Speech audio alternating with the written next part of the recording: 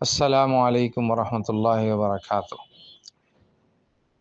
حضرت مہدی علیہ السلام کے ساتھ سارے مسلمان دمشق کی مسجد میں جو ولید بن عبد الملک نے بنائی تھی جمع ہوں گے، دجال اور اس کے پیروکار یہودیوں سے مقابلہ کرنے کے لیے۔ حدیث میں آتا ہے حضرت عیسیٰ علیہ السلام دو فرشتوں کے کندھوں پر ہاتھ رکھ کر اتریں گے مسجد کے مینارے پر، گویا کہ ان کا اور پانی ٹپک رہا ہوگا، گویا کہ ابھی یہ غسل کر کے نکلے ہوں، اور پھر سیڑھی لگائی جائے گی، وہ نیچے آئیں گے اور پھر نماز کے بعد مسلمانوں سے کہیں گے اے مسلمانوں، اگر تم چاہو تو یہیں بیٹھے بیٹھے میں بد دعا کروں اور دجال اور اس کے پیروکار یہودی سب ہلاک و برباد ہو جائیں، اور اگر تم چاہو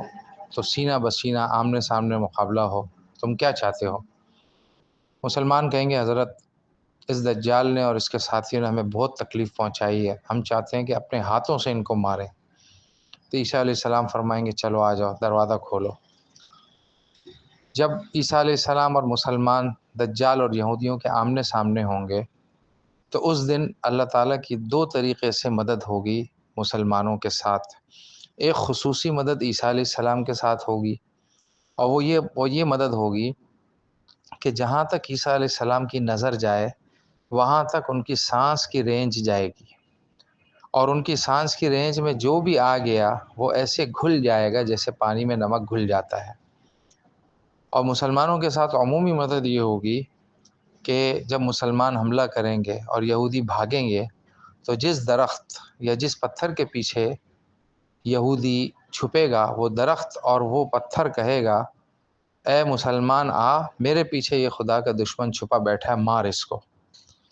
ایک درخت ہے، غرقد نام ہے اس کا، حدیث شریف میں آتا وہ نہیں کہے گا، وہ یہودیوں کا دوست ہے۔ اور آپ دیکھیں اس وقت یہودیوں کو ہمارے نبی علیہ الصلاۃ والسلام کی بات پر اتنا یقین ہے کہ اسرائیل سے سارے درخت نکال کر یہ غرقد نامی درخت جو ہے وہ لگا رہے ہیں۔ بہرحال جب